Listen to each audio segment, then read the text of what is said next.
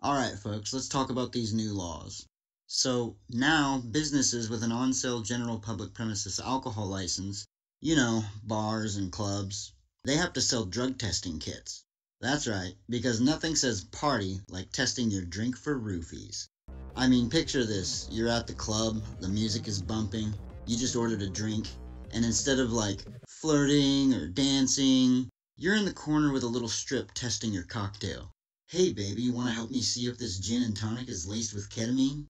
But seriously, it's a good idea, right? These kits are supposed to be sold at a price not much higher than wholesale. So your bartender is now also your pharmacist. Hey, can I get a soda and a side of peace of mind? They've even got to post notices about these kits being available. You walk into the bathroom and there's a sign right next to the employees must wash hands poster. Test your drink here, because even though we're overcharging for that cocktail, we care. And let's not forget the sign that they have to put up, right? They have to notify you that these kits are for sale, or even free depending on the place. It's kind of a creepy PSA, welcome to Club Nightshade, don't forget to test your drink because hey, you never know. But hey, if this law means that people can feel safer while they're out having fun, then I'm all for it. Just remember, folks, next time you're out and you see that sign, it's not just a drink you're ordering. It's a peace of mind with a twist of lime. Alright, folks, let's dive into this new California law. Starting in July 2024, they're slapping an 11% state tax on firearms and ammo.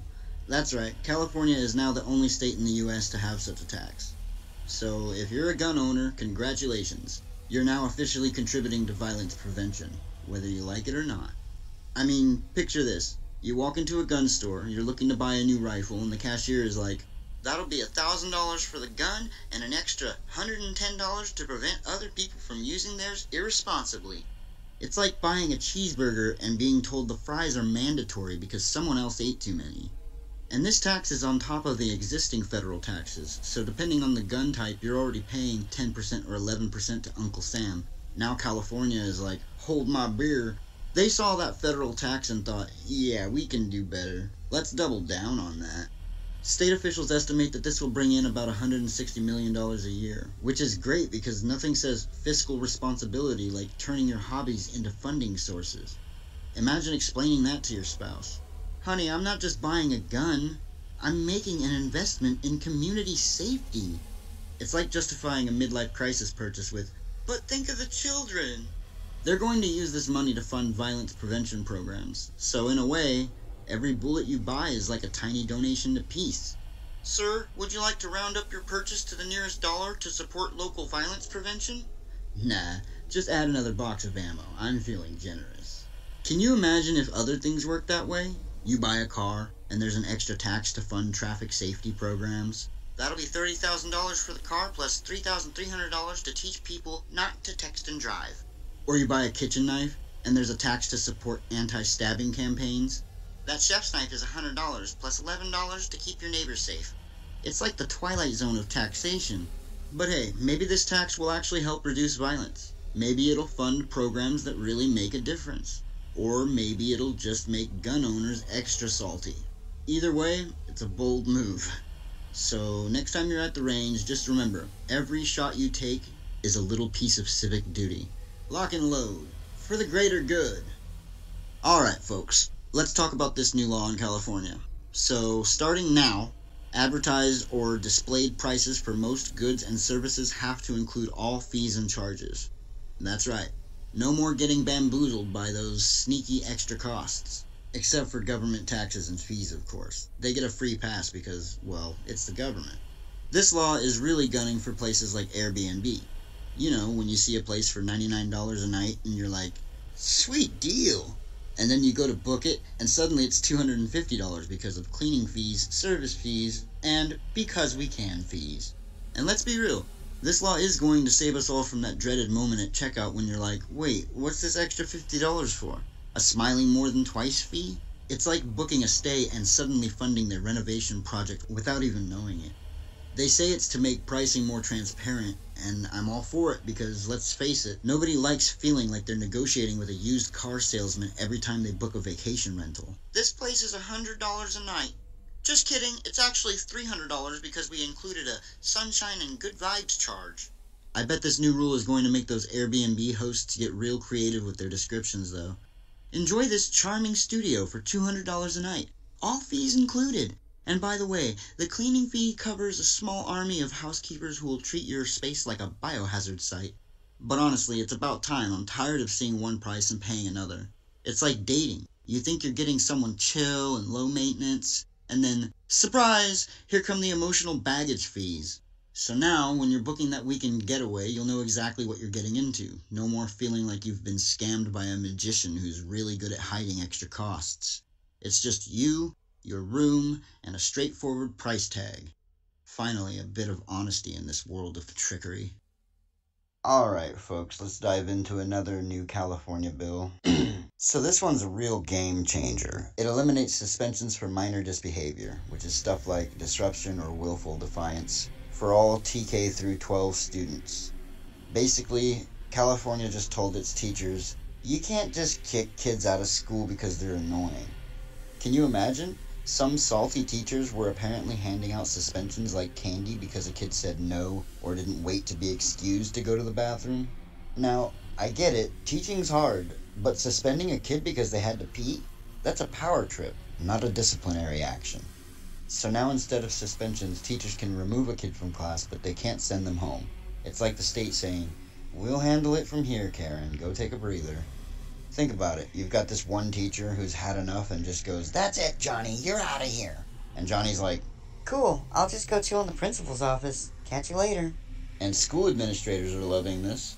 Now it's on them to figure out what to do. They're like, great, we've got a room full of defiant little rebels. Let's start a rock band or something. But hey, they did include a sunset clause for grades 6 through 12 in 2029, which means they're going to reevaluate the whole thing in a few years.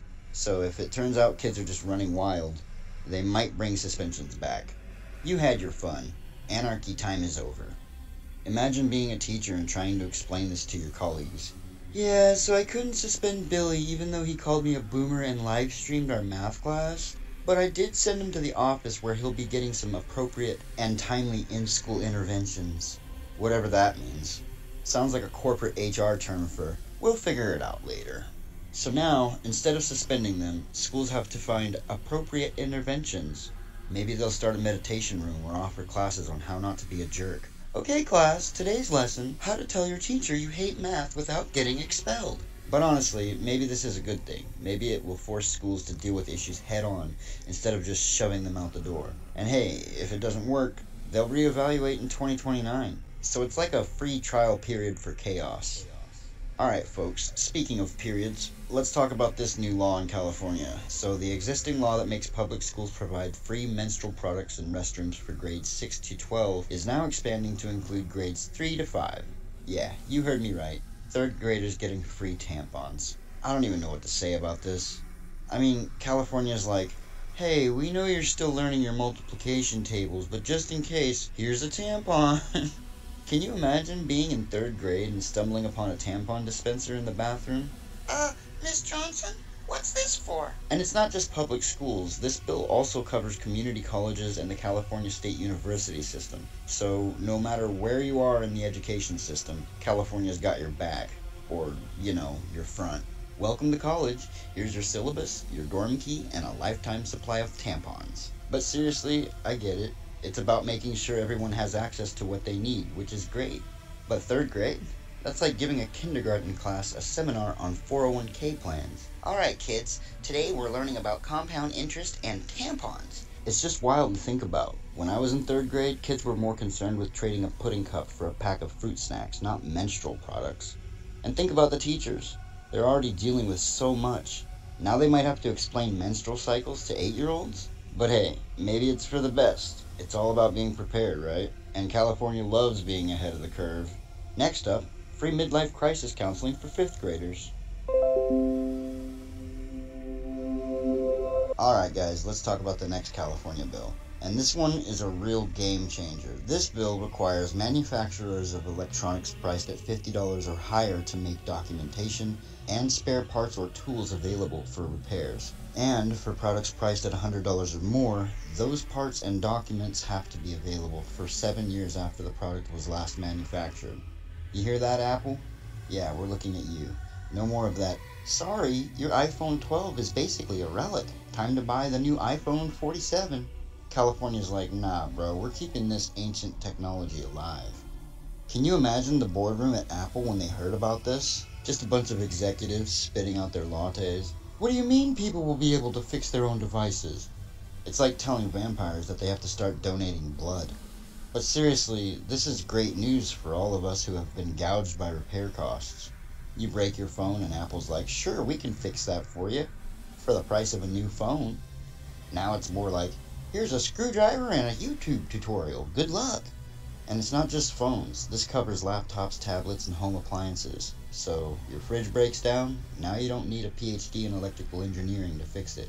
Just grab the manual, order a part, and feel like MacGyver. And for products over $100, parts have to be available for 7 years after they're made. 7 years? That's like dog years in tech world. By then, your iPhone will be so old, it'll qualify for Social Security. California is basically telling these companies, we're not letting you squeeze every last dime out of us anymore. It's like Robin Hood, but for electronics. Steal from the rich and give to the tech-savvy poor. But you know there's going to be that one person who takes it too far. I fixed my TV with duct tape and a potato. Who needs professionals? They'll be the new neighborhood hero, the DIY king, holding repair workshops in their garage. Anyways, here's to California sticking it to the man and giving us the tools, literally, to fight back. Next time you break your phone, remember, you've got the power now. Well, you and a tiny screwdriver set. Just don't forget to back up your data before you start tinkering around. Alright folks, let's talk about another new California bill. Renters in California will no longer be asked for a security deposit larger than 1 month's rent. Finally, a win for the little guy. Previously, landlords could ask for security deposits equivalent to 2 months' rent for unfurnished units and 3 months' rent for furnished ones. And that doesn't even include the first month of rent. So, moving into a new place was kind of like, hey, do you have a spare $5,000 laying around? Can you imagine? You're just trying to get a roof over your head and your landlord's basically asking for a down payment on a house. It's like, yeah, I need first month's rent, last month's rent, and a small loan of $1 million. Now, finally, they've capped it at 1 month's rent. It's about time. Some landlords were treating us like we're walking ATMs. You're leaving and they're like, oh, you scuffed the wall, that'll be your whole deposit. Thanks. Meanwhile, you've been living in a place that looks like a crime scene from CSI. And let's be real, everyone knows landlords tend to want that deposit when you're leaving one way or another. You could leave the place spotless, and they'd still be like, well, you see there was some wear and tear on the light switch, and that'll be $500. But now, with just 1 month's rent as the deposit, at least we're not totally bankrupting ourselves just to move in. It's like the state saying, we're done letting landlords treat you like their personal piggy bank. And don't even get me started on furnished units. 3 months rent? For what? That saggy couch and a bed frame that looks like it survived a hurricane? No thanks. Here's your furnished unit. We call this decor Early American Yard Sale. So thank you, California, for giving us a break. Now, when we move out, we might actually see some of our money back. Unless, of course, the landlord finds a dust bunny under the fridge. Then we're screwed as usual. Just remember to always take pictures of your apartment before you move in and out. Alright, folks, let's talk about another new California bill. So, now employers have to develop and implement a workplace violence prevention plan. Finally, someone's acknowledging that your office could turn into a scene from Fight Club at any moment. This new law, Labor Code Section 6401.9, sets out all the requirements for the plan. We're talking about prohibiting employee retaliation, accepting and responding to reports of workplace violence and emergency response.